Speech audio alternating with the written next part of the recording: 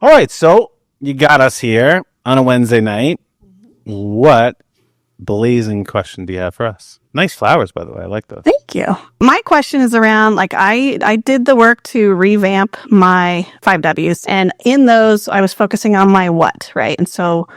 And it's tied in with like how I'm communicating with people on LinkedIn. So I think I have been expressing to them that I can create incredible content with AI through images I'm sharing and videos and music and things like that. And I need to shift my messaging now to be that I can teach you how to create incredible content with AI. And that could be presentations or Excel documents or, automation in your Microsoft Cloud, or it can be images, video, music, and that kind of thing too. And so I need to make this shift now, and I've started, doing like myself on camera, on video on LinkedIn now as well. But what I'm running into is like the tutorials take a long time, right? And you guys, like, I see it inside your curriculum. Like, you've got classes anywhere from 3 to 9 minutes or even full hour-long instructor-led sessions, but you have found this way to go put content out there that's these little, 15 seconds to a minute kind of short form content. And once in a while, it's a little longer. And so I would love your advice to me. I think I'm not the only instructor type that you've coached before. What would you recommend, like, in ways that I can be communicating with my community in that short form video and still getting the word out about who I am and what I do? Love it.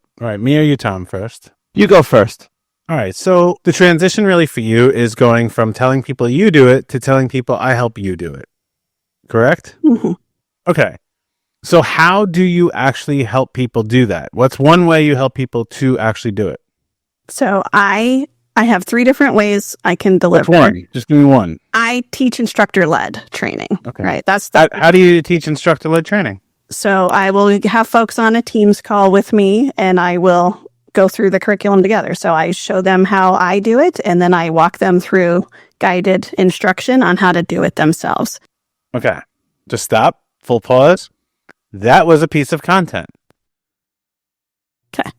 So you can literally just tell people exactly how you do this. So the way that I do this is I bring people on, I walk through how I do it and show you how to do it. And it's wonderful because, and then you add the rest of it in. Or it's effective because, and you add the rest of the stuff in. So most of the time when we're trying to figure out messaging for anything, we just have to role play this out loud. Now, I did it this afternoon. I had to create a lesson plan for something. Some of our members have been struggling with prospecting. Okay, and I'm like, okay, it is very convoluted. So what I did is I opened up Microsoft, I hit dictate, and I just spoke my thoughts. I spoke the whole thing out. And then I took it after that, and I looked at it, and I'm like, that is a perfect way to show everybody how to do this. Now, what I ended up doing is I took it and I put it into AI, and I said, hey, can you make this more in a lesson format? And then I took it out of AI and I said, all right, I don't like these words. I don't like this format. I don't like that. And I edited the final piece. But it was just me explaining, like I was explaining to one of you, this is the whole thing from beginning to end. This is how you would prospect. And now that is a whole lesson plan. Now I could take, I think it was like 8 different sections. I could take each one of those sections, and that now is a piece of content if I want. Okay, so I could just say, hey, the importance of prospecting is X, Y, and Z, and A, B, and C. And if you get that right in the beginning, everything else in the end is very, very simple for you. But don't expect this to be easy because you're going to probably put 80% of your sales time into doing the prospecting. And then when you have a full pipeline, you're still going to put about 50% of your process in sales to prospecting. So I'll let you know this. Make sure that you're prepared for the time, but the system will make it simple. And see, I just created a piece of content.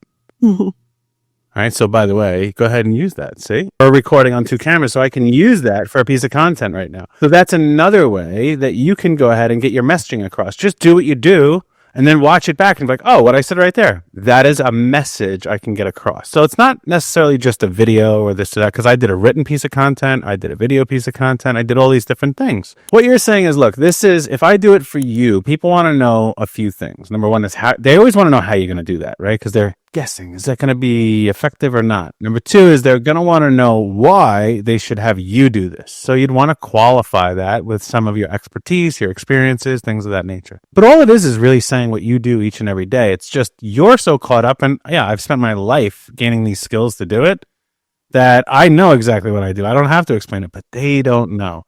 And that's the key, is when we are shifting our messaging, we have to understand that these people haven't had our lifetime of experience with us.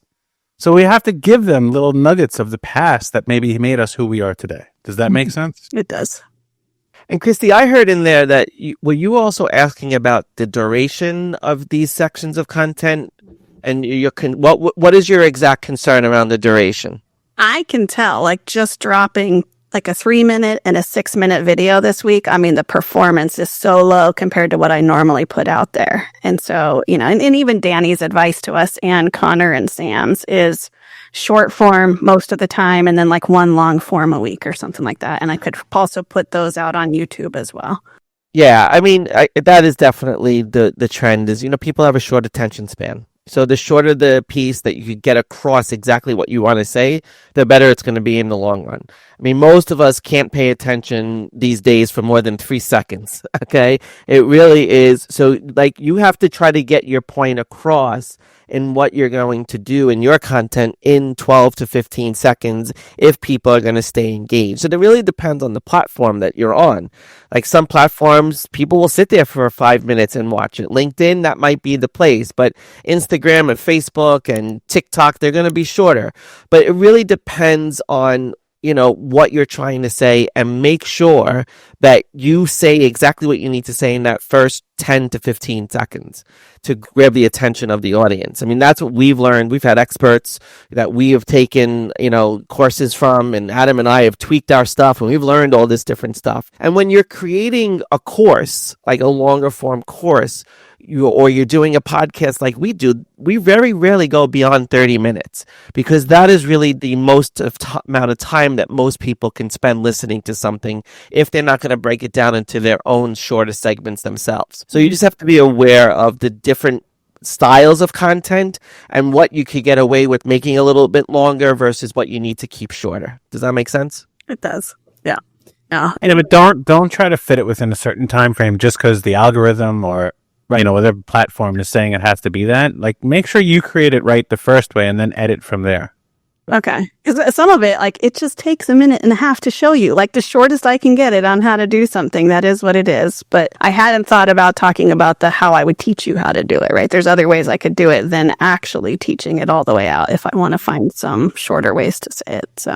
And if you recorded something that ended up being 3 minutes and you want it to be, 1 minute, you could make that part 1, part 2, part 3. That's True. fine too. I like that. That's a good idea.